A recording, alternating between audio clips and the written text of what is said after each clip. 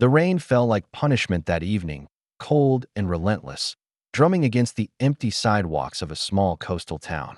In the glow of flickering street lamps, an old man sat hunched on a bench, his thin coat soaked through, his trembling hands clinging to a paper bag that had long since lost its shape. Passers-by quickened their steps. Some lifted umbrellas higher, some turned their faces away, pretending not to see him. But his eyes, tired, glassy, and waiting, saw them all. He wasn't asking for help. He was just asking not to be invisible. Before I tell you what happened next, tell me in the comments where you're watching from. I love knowing who's listening. His name was Thomas. Once, he had been steady and strong, a dock worker with arms built from years of lifting ropes and crates. But now, after the loss of his wife and the silence of children who never called, he carried his grief like an anchor. The rain only made it heavier, pressing his shoulders down until he seemed to fold into himself. He wondered in that hour, if kindness had simply drained out of the world. People whispered as they passed him. A mother clutched her child closer. Two men in suits smirked before ducking into a cafe, leaving laughter behind like a cruel echo. Thomas lowered his head. If the world had decided he was forgotten, then maybe he deserved it. And then, the crowd shifted. Footsteps rang against the wet pavement with a different rhythm, measured, deliberate, firm. A young Navy officer, his white cap gleaming even under the storm, slowed as he approached the bench. His gaze held no judgment, only recognition. For a moment, he stood still, as though weighing whether to join the countless others who had walked by.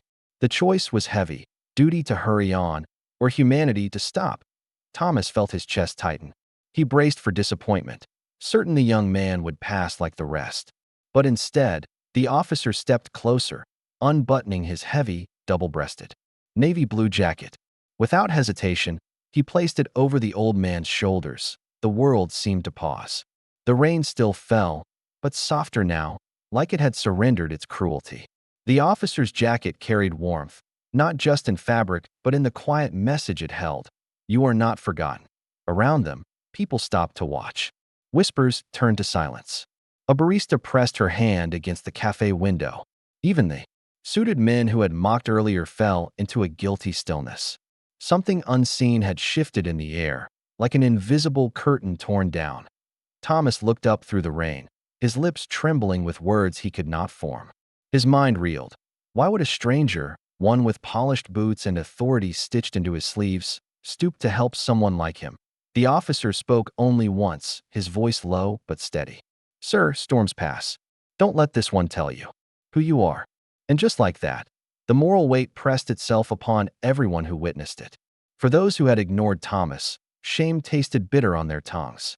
For Thomas himself, the moment cracked something open in his chest, a space where hope had once lived, now stirring again. The officer didn't wait for thanks. He simply adjusted the jacket around Thomas's frail frame, offered a nod, and walked into the rain.